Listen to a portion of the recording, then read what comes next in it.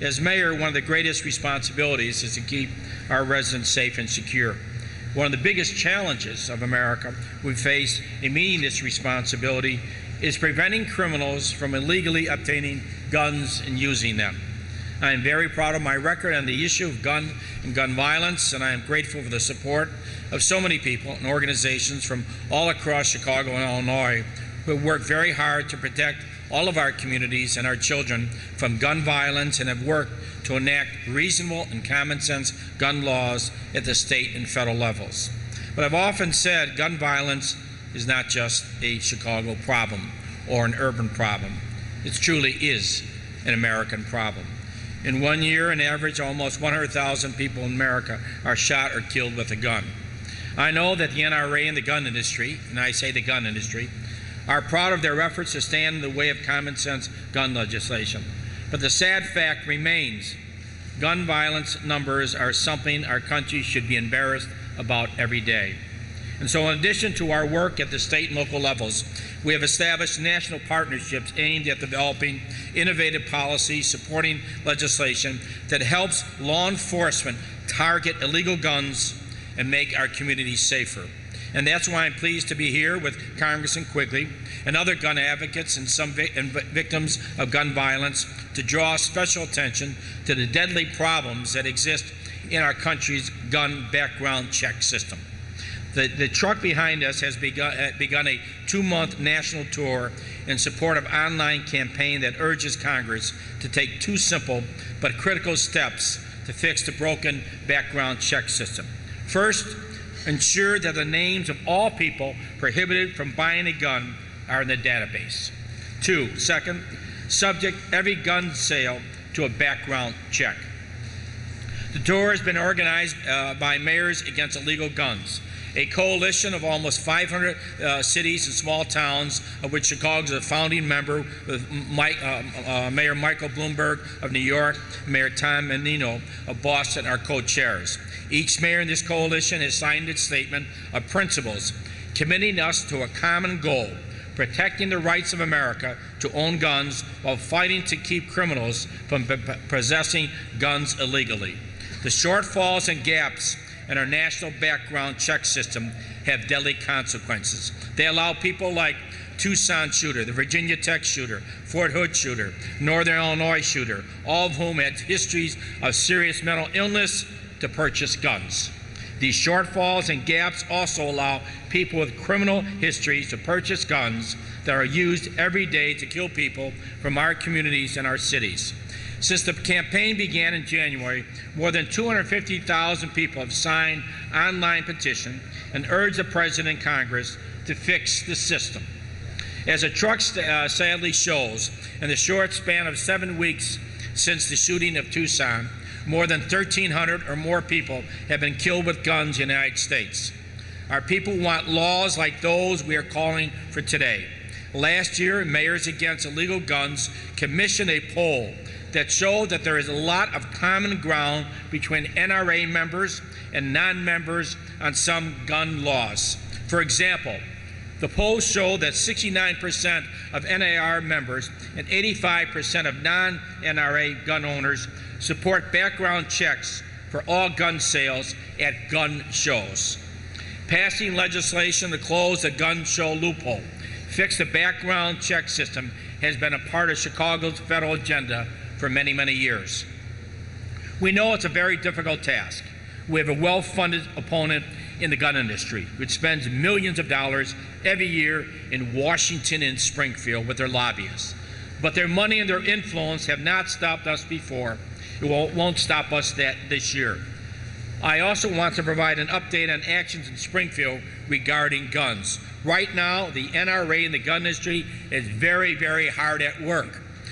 In Springfield, our state is at risk of taking enormous steps backward in the fight against illegal guns. Last week in Springfield, the House committee voted to eliminate the rights of Illinois cities to regulate guns. The vote was 13-1. This bill would basically invalidate the City of Chicago's new handgun ordinance that we put in place last year after the Supreme Court said we could no longer ban handguns. It also invalidates restrictions and limits on guns that other cities and towns in Illinois have put in place. It would prevent all Illinois cities and towns from placing any restrictions or limits on guns in the future. Next week, the Illinois House Committee will vote on a bill to allow Illinois residents to carry concealed weapons. Although we have been able to stop this bill in the past, there are rumors that the NRA in the gun industry has finally worn down even some of the Democrats in the Illinois General Assembly. These are not Chicago issues. Every resident and business in Illinois should be concerned when the rights of their city or town to protect public safety are in jeopardy, when our state lawmakers think our state will be safer if people can carry concealed weapons around with them on a daily basis, any place in Illinois.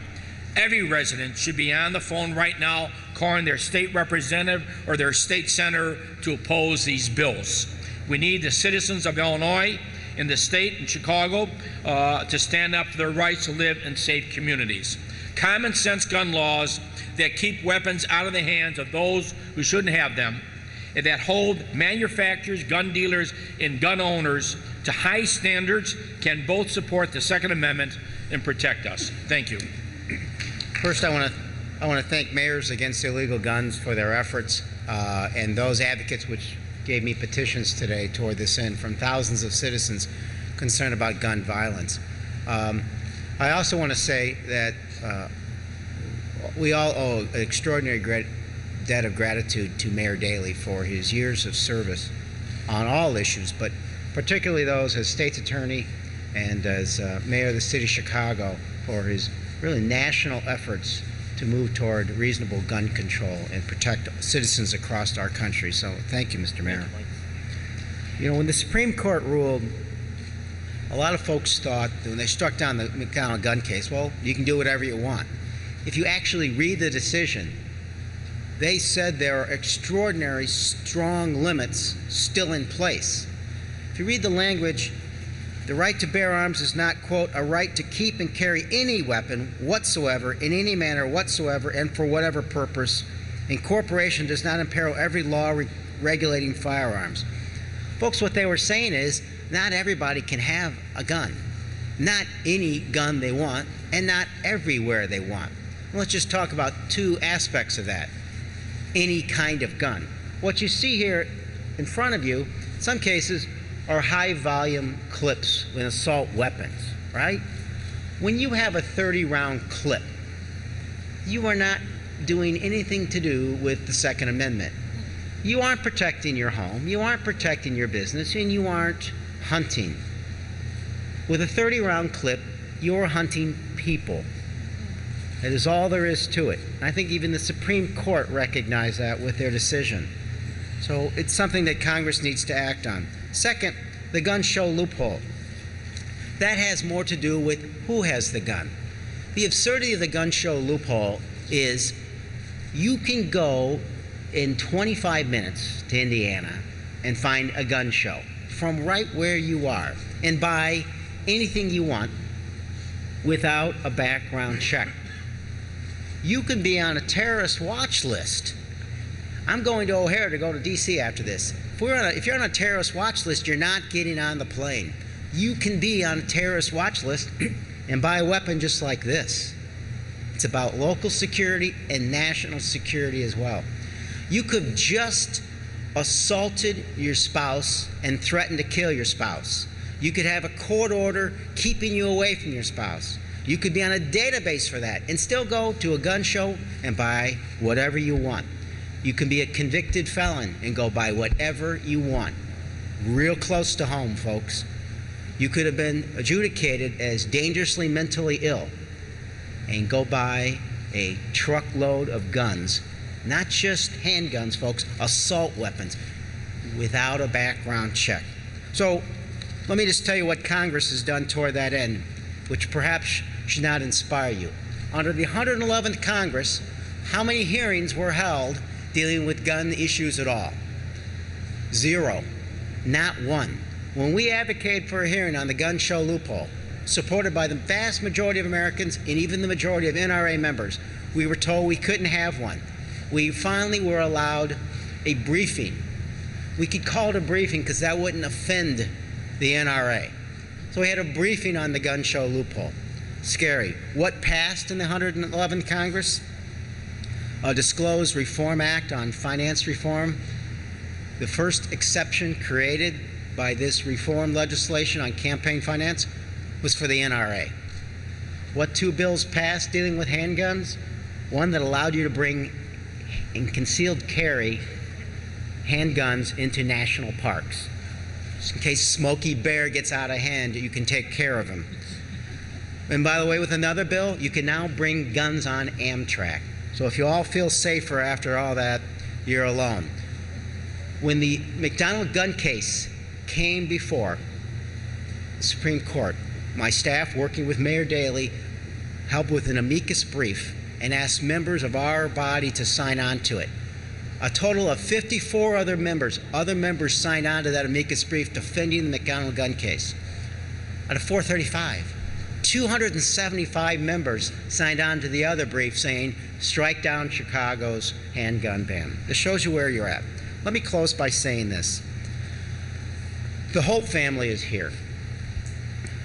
For those of you who don't know, Blair Holt was a young man on the way home from school who jumped in front of a shooter. He jumped in front of a bullet to defend someone he knew, right? And he was killed because of that. If one of our youngest can take a bullet, our lawmakers in Springfield and our lawmakers in D.C. can take at least one tough vote to protect everyone in this room. Thank you.